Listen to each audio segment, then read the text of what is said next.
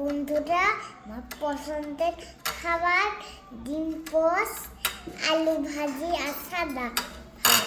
চলো খেয়ে দেখি।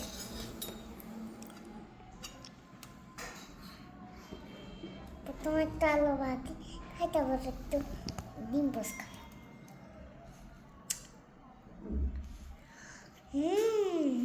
অনেক ভালো।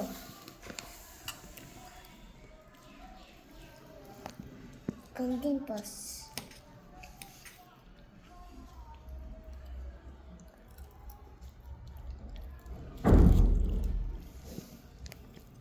অনেক ভালো। এখন আমি ভাত খাবো।